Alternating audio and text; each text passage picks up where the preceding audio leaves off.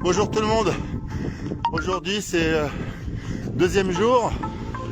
Alors le trajet c'est Behenz en Batoulamp.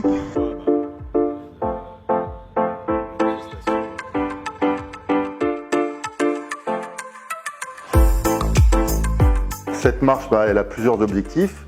Le premier objectif, il est, alors il n'y a pas d'ordre d'importance, mais il est d'abord initiatique, puisque quand on marche, au bout de 2-3 jours, on se retrouve à ne penser qu'à sa marche, à ne plus penser à rien d'autre. Ensuite, ça va me permettre de découvrir le pays qui est beau. Cette partie de la route est très sympa. Et puis, c'est surtout aussi au profit des Afmanir pour faire connaître, sans dénaturer, cette ethnie dont la première ville commence à Antouetch ou après Antouetch, qui ont quand même la particularité d'être connus sans être connus, puisque tous les symboles que l'on voit souvent gravés sur des meubles sont des symboles Afmanir et qui sont d'ailleurs classés patrimoine immatériel de l'UNESCO. Et donc c'est pour aussi aider et faire connaître cette ethnie, mais surtout les aider au niveau de l'éducation, de l'école et de la santé.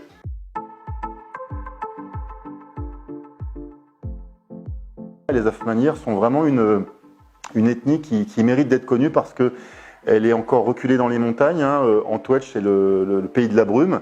Le premier village vraiment Afmanir est à 10 km d'Antouetch. Et leurs maisons sont sculptées, sont assemblées en tenons et mortaises sans clous. Et c'est culturellement une ethnie qui est très très intéressante. Ils ont une pratique des tresses pour les femmes en forme de papillon.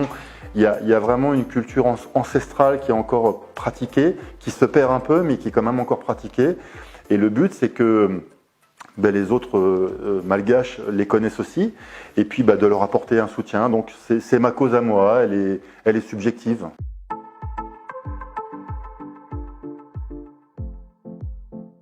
Oui, il y a un véritable problème parce qu'effectivement, ils sont connus donc, pour la sculpture qu'ils faisaient sur le bois. Donc tous ces symboles géométriques qui sont vraiment magnifiques, qui ont un sens, qui ont un sens pas que philosophique. Il y a le tantel qui est l'esprit de la famille. Et en fait, il n'y a plus beaucoup de bois, il n'y a plus beaucoup de bois dur comme du palissandre. Il faut qu'ils se réinventent. Alors ça peut être à travers le tissage, à travers la vannerie, parce que leurs motifs sont vraiment connus partout à Madagascar. Et là, aujourd'hui, les Afmanir ne sont pas en danger en tant que tels pour leur survie, mais par contre, leur survie culturelle est en danger. Et il n'y a plus de bois. Donc, il faut trouver des solutions à apporter, même s'il y a des opérations de reboisement là-bas, même s'il y a des opérations de conservation de leur maison, parce qu'ils ont des maisons très particulières, parce que le feu est à l'intérieur de la maison. L'intérieur de la maison est quasiment calciné ou noirci, ça permettait de sécher le grain autrefois. Il y a beaucoup de fumée dans les maisons, mais en même temps il n'y a pas d'insectes. Et donc toutes ces maisons-là qui sont montables et démontables, il faut réussir à les sauvegarder parce que c'est un patrimoine matériel et un savoir qui se transmet verbalement. Notamment la sculpture, il n'y a pas de cours de sculpture Afmanir et il faut vraiment protéger ça.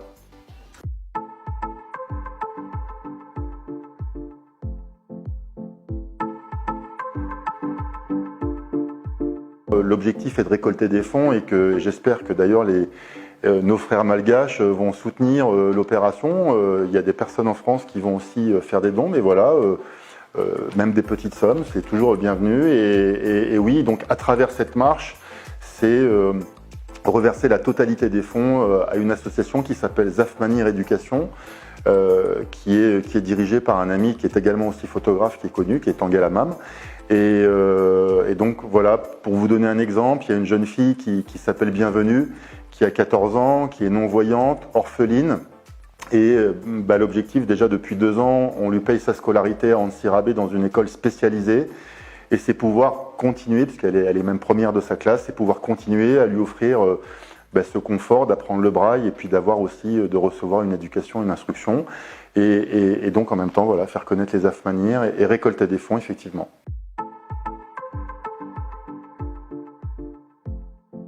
Je vais marcher 280 km, environ entre 20 et 30 km par jour selon les étapes.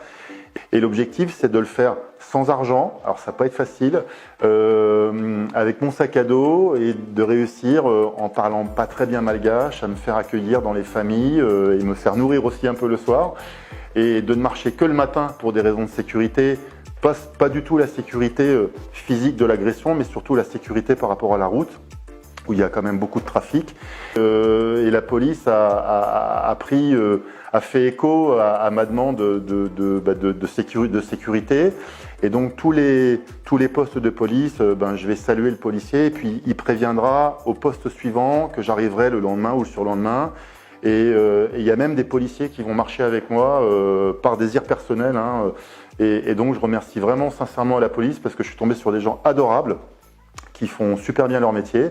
Et puis on va le voir dans la réalité au cours de la marche.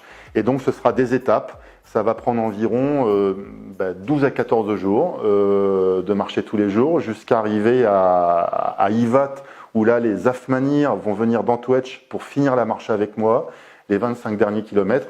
Et puis ensuite je rentrerai en voiture à Tana.